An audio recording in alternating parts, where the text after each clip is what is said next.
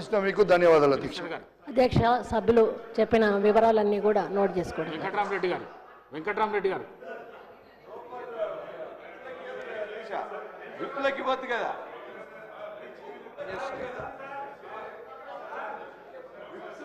అధ్యక్ష, ఇక్కడ ప్రభుత్వ ఉద్యోగుల గురించి మాట్లాడదామనేది ఆ సమస్యను పరిష్కరించమని మీ ద్వారా ప్రభుత్వానికి విన్నవించుకుంటున్నాను. ప్రభుత్వ ఉద్యోగులకు రావాల్సినటువంటి టీఏ కావచ్చు, డిఏ కానీ, సరెండర్ లీవ్స్ కానీ, అట్లాగే ప్రావిడెంట్ ఫండ్ కానీ, ఏదైతే వాళ్ళకు రావాల్సిన పిఆర్సీ ఏరియర్స్, డిఏ ఏరియర్స్ ఇవన్నీ కూడా ఉన్నాయి. సుమారు రైట్ ఇన్ఫర్మేషన్ యాక్ట్ కింద నేను పెడితే ఒక్క పోలీస్ డిపార్ట్మెంట్ వారికే ఇచ్చినటువంటి 50% సమాచారంలోనే 352 కోట్ల రూపాయలు వారికి పోలీస్ డిపార్ట్మెంట్ వారికే ఇవ్వాల్సిన అవసరం ఉంది. ఇవాళ ఉద్యోగస్తులందరికీ కూడా పేమెంట్ ఇవ్వమనంటే గతంలో మొన్న ఒక 4-5 రోజుల కింద ముఖ్యమంత్రి గారు ఒక సమావేశంలో ఏం మాట్లాడారంటే, ఇచ్చే పరిస్థితి లేదు ప్రభుత్వానికి, ఇంకా సమయం పడుతుంది, మీరు ధర్నాలు కానీ స్ట్రైకులు కానీ చేయకుండా ఓవర్ టైం వర్క్ చేయండి, అవసరం పడితే ఇంకో 3-4 గంటలు ఎక్క పని చేయండి అని చెప్పి ఉద్యోగస్తులకు చెప్పడం జరిగింది. నిజంగా ఒకవేళ అలా చేస్తే సంతోషమే, కానీ ఉద్యోగస్తులకు రావాల్సిన వారి బెనిఫిట్స్ కానీ, రిటైర్మెంట్ అయిన వాళ్ళు సంవత్సరం అయినా ఇప్పటి వరకు ₹1 కూడా రిటైర్మెంట్ అయిన వాళ్ళకి చెందలేదు. ఇప్పటి వరకు కూడా అదే సమస్య కంటిన్యూ అవుతున్నది. ప్రతి నెల వందల మంది రిటైర్ అవుతా ఉన్నారు. వారికి కనీసము వారికి ఇవ్వాల్సినటువంటి బెనిఫిట్స్ ఇవ్వకపోవడం వల్ల ఇబ్బంది పడతారని చెప్తున్నాం.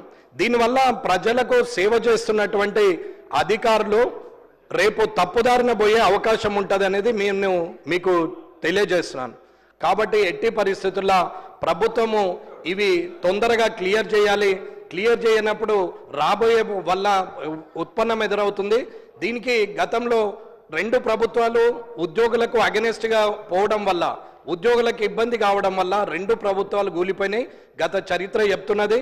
మీరు అది ఒకసారి దృష్టిలో ఉంచుకొని మీరు వారందరికి కూడా తొందరగానే టీఏడిఏలు అన్నీ కూడా క్లియర్ చేసి యాజ్ అండ్ టుడేకు పోలీస్ డిపార్ట్మెంట్కి కూడా తొందరగా క్లియర్ చేయాలని కోరుకుంటూ, ఇలాంటిది మరొకసారి డిలే కావద్దనేది చైర్ ద్వారా ప్రభుత్వానికి తెలియజేస్తున్నాము. గౌరవ ముఖ్యమంత్రి గారు దీని మీద సరైన నిర్ణయం తీసుకోవాలి.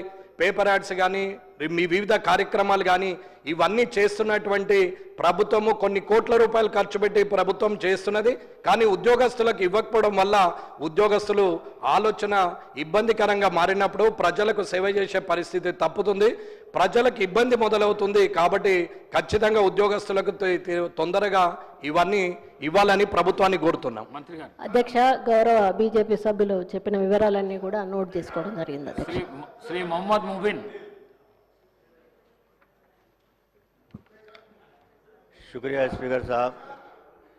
हल्का असम्बली बहादुरपुरे के अंदर जो नाला वाइंडिंग के वर्क्स है वो पिछले 2 साल से पेंडिंग पड़े हुए हैं, क्योंकि एक नाला जो सलाटर हाउस बहादुरपुरे से लेकर अकबर हुसैन हॉस्पिटल तक और दूसरा माजिद किराना स्टोर से लेकर मूसी तक जो बिल्कुल काम अभी तक शुरू नहीं हुआ है, और कई बार हमने ऑफिसर से बात की है, लेकिन हर वक्त एक ही जवाब आता है कि कंट्रैक्टर्स को पैसे नहीं मिल रहे हैं, लिहाजा वो काम को पेंडिंग किया गया है।